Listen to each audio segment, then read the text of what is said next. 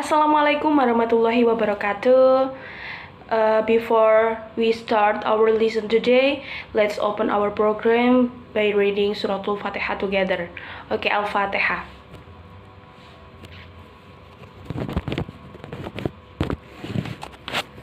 Okay, how are you today, guys?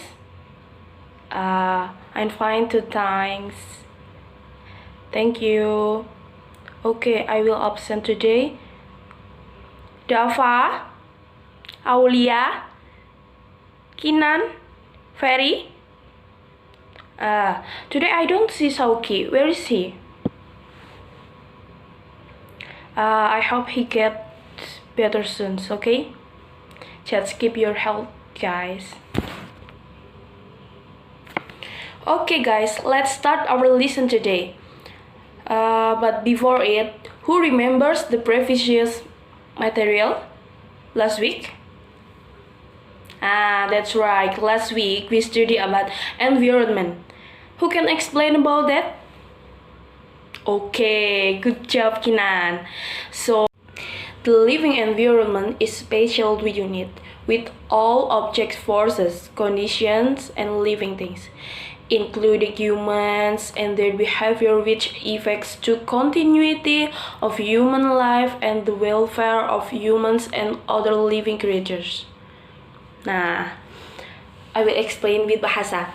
Lingkungan hidup merupakan kesatuan ruang dan semua benda, daya, keadaan, dan makhluk hidup termasuk manusia dan perilakunya yang mempengaruhi kelangsungan kehidupan manusia dan kesejahteraan manusia serta makhluk hidup lainnya. Nah, jadi lingkungan hidup itu adalah lingkungan yang manusianya itu juga termasuk di situ. Gitu ya. So the environment and humans are one unit, is complete and interconnected. You must understand it, guys. Jadi manusia dan lingkungan adalah satu kesatuan yang utuh, saling berhubungan dan saling melengkapi. Okay, let's start with new material this week. Because we have studied about environment last week, now we will study about types of environment. Environment is divided into two types. Who has studied before? Raise your hand. Okay, nobody studied about it. Okay, I will explain it. Okay, the first type is natural environment. Is an environment that exists and is formed from natural process without human invention and consists of natural source.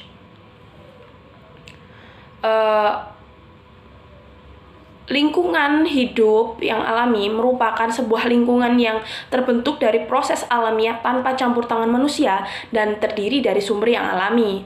Nah, jadi yang pertama dari tipe-tipe atau jenis-jenis dari lingkungan hidup yang pertama adalah lingkungan alami, yaitu lingkungan yang terbuat secara alami dan dibuat oleh alam, jadi tanpa campur tangan dan bantuan dari manusia.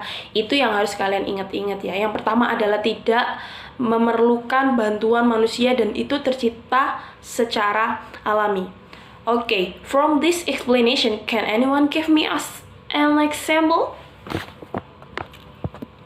Okay, apart from mountain, there is another example, guys. Adakah contoh lain selain gunung yang tadi udah dijawab oleh Dava? Bener banget bahwa gunung itu salah satu contoh dari lingkungan alami.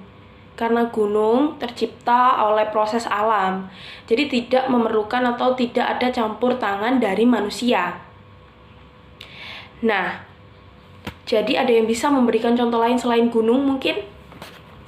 Okay, example of natural environment in other mountains is lakes, seas, river, swamps, and forests. Contoh lain dari lingkungan alami selain gunung adalah sungai, laut, terus kemudian ada rawa, kemudian ada danau, dan juga ada hutan. Itu adalah beberapa contoh dari lingkungan alami yang terbentuknya tidak melalui bantuan manusia dan tidak ada campur tangan manusia. Okay, the second types of environment is artificial environment. Is an environment that is made by human hands and has been planned in advance. Jadi yang kedua, jenis yang kedua adalah lingkungan buatan. Lingkungan buatan adalah lingkungan yang dibuat dengan tangan manusia dan telah direncanakan sebelumnya. Nah, berbalik dengan lingkungan alami, lingkungan buatan ini adalah lingkungan yang dibuat oleh manusia dan sudah direncanakan sebelumnya. Okay, who can give me an example from this? Adakah yang bisa memberikan saya contoh apa saja yang termasuk di dalam lingkungan buatan? Okay, that's right. Like a fields, regency, and artificial island, and another. It's so many, guys. So those are types of environment. What we must also learn is how to protect the environment. How do you take care of it? Nah, yang harus kita pelajari selanjutnya adalah bagaimana cara kalian menjaga lingkungan dan apa saja yang sudah kalian lakukan selama ini untuk menjaga lingkungan baik yang alami maupun buatan. Apa yang saja kontribusi kalian untuk tetap menjaga alam dan lingkungannya tetap stabil untuk kebutuhan, terutama juga untuk kebutuhan manusia di dalam kehidupan sehari-hari. Okay, well, all you can do is the first is do not litter. Because why? Because littering can cause flooding. Jadi, pertama-tama yang bisa kalian lakukan adalah jangan membuang sampah sembarangan. Karena apa? Karena membuang sampah sembarangan atau membuang sampah tidak pada tempatnya dapat menyebabkan banjir. Dan ketika banjir terjadi, maka keseimbangan antara kehidupan manusia dan alam juga akan terganggu dan itu akan mempengaruhi kehidupan kita di kehidupan sehari-hari. Okay, secondly, routine cleaning of the environment, atau kita sesering mungkin atau rutin membersihkan lingkungan di sekitar kita. Baik itu lingkungan rumah maupun di sekolah, kita harus tetap menjaga kebersihan agar keseimbangan lingkungan ini tetap terjaga dan kita terhindar dari gangguan-gangguan seperti penyakit, dan juga alam pun juga akan tetap stabil dan memberikan apa yang kita butuhkan sebagai manusia di dalam kehidupan sehari-hari. Thirdly, do not dump chemicals into the river. Artinya jangan membuang bahan kimia di sungai. Kita sekarang hidup di zaman yang serba semua menggunakan bahan kimia. Jadi yang bisa kita lakukan hal-hal kecil seperti tidak membuang bahan kimia ke dalam sungai. Itu dapat memberikan pencemaran pada air, juga pencemaran tanah. Nah, itu akan mengganggu kestabilan lingkungan. And the last but not least is reduce plastic use, atau mengurangi penggunaan plastik.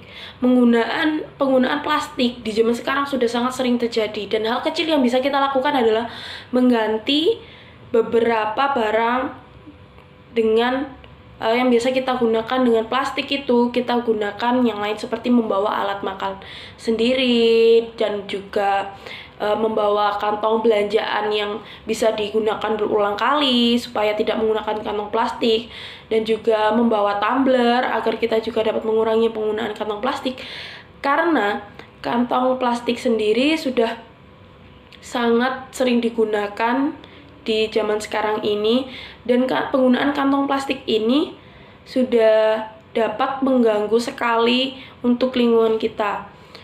Dia juga dapat pencemaran melalui, kalau dibakar bisa menyebabkan pencemaran udara, kalau ditimbun pun ia akan sulit terurai, dan ini akan menyebabkan pencemaran tanah. Kalau dibuang ke sungai seperti tadi, bahwa itu akan juga mempengaruhi pencemaran air. Jadi menggunakan pengganti plastik akan lebih baik. Dimulai dari hal-hal kecil seperti itu, kita dapat mengurangi pencemaran lingkungan. hal-hal atau masalah-masalah yang sering kita temukan adalah pencemaran, dan itu bisa berawal dari seperti kita membuang sampah sembarangan tadi, membuang bahan kimia, udara juga bisa seperti itu. Jadi kita harus sering-sering menjaga lingkungan dengan dimulai dari hal-hal kecil. Oke, that's what we can learn today. Itu adalah yang kita bisa pelajari pada hari ini. Before we end it, I will give you some homework. Oh, yes, you all have to do your homework and submit next week, okay? All you have to do is make a mind mapping, summary of today and last week material. Pekerjaan rumah yang harus kalian lakukan atau PR yang harus kalian kerjakan di rumah adalah membuat mind mapping semenarik mungkin dan dari rangkuman materi yang Miss kasih pada minggu lalu dan hari ini. Kalian bisa desain itu di kertas manila mungkin yang lebih besar, dan itu kalian buat semenarik mungkin, boleh diwarna atau mungkin dibuat bentuk-bentuk yang bisa menarik, dan kalian harus mempresentasikan itu di depan teman-teman kalian agar gunanya untuk membuat summary atau mind mapping itu memudahkan kalian untuk belajar dan memahami apa yang sudah kita pelajari. Oke, dan itu akan dikumpulkan minggu depan setelah kalian mempresentasikannya di depan teman-teman kalian. Okay guys, let's close our lesson today by reading Hamdalah together. Alhamdulillahirabbil alamin. See you next week, and wassalamualaikum warahmatullahi wabarakatuh.